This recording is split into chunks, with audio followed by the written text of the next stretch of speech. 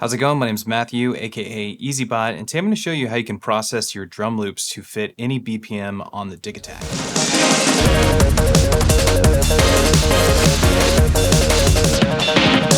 When processing a lot of jungle breaks, sometimes you'll get a sample pack of breaks and there won't be any BPM associated with them. So what do? You can just mess around with them until you find the right BPM, or you can process them on your computer, then load them back into your Digitakt.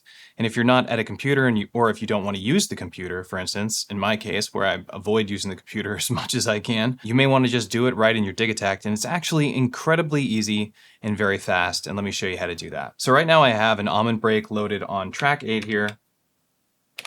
I'll put it down on step 1.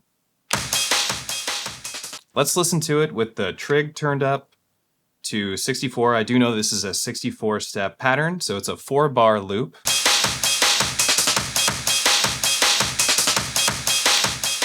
I mean, obviously that's not going to work, right? We're at 120 BPM. This break is definitely not 120 BPM. The almond break is not a 120 BPM drum piece to begin with.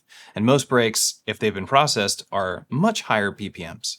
So if we want to get this up into jungle territory, say like 160 all the way up to like 180 BPM, we need to find a way to get this sample to match those BPM. And there's actually a really easy way to do that on the Digitakt. So what I'm going to do is switch over to the Repitch engine. So function plus source, select Repitch. You would think it would be the warp engine, which could have been the warp engine, I suppose, if there was more warp to it. But the Repitch engine is actually going to work better. This isn't like a new novel method. This is a classic method reimagined on the Digitakt. So now that we're in the Repitch engine, our sample actually already works.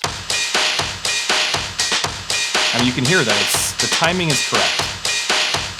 It's obviously playing a lot slower than we want it to, and that's why the pitch is so much lower. So what we need to do is raise the BPM, and now we can bring this break up to whatever we want. Let's bring it up to 160, because that's what I was doing earlier. And here we go. Now it plays the way we want it to. Well, let's make this be a 4-bar pattern, and we'll just delete these steps here.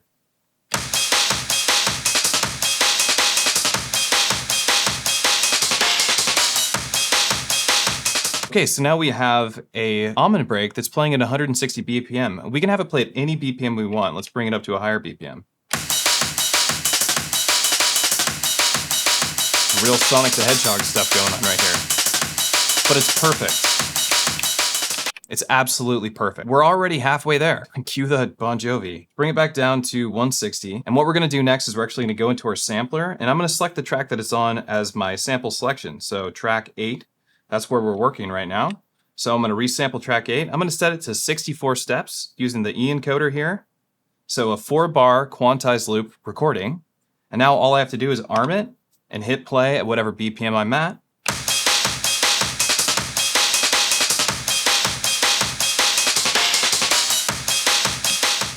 And that's done. And here's our perfect loop. Awesome. So now we just save it. Just save it as Almond 160. I'll assign it to this track. And now we've replaced the sample that's in that track with our resampled almond break at the correct BPM. So from here, leave the sample window, function, source, and go into slice. You can create a slice grid. And here's our sliced almond break. These slices are now perfect.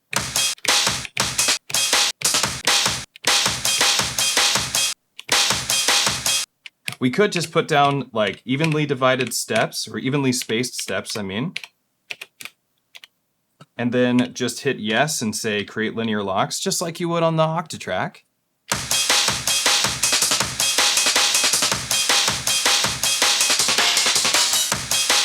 Or hit yes and say create random locks.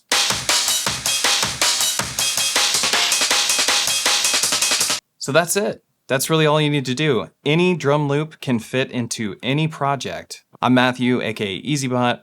I'll see y'all next time.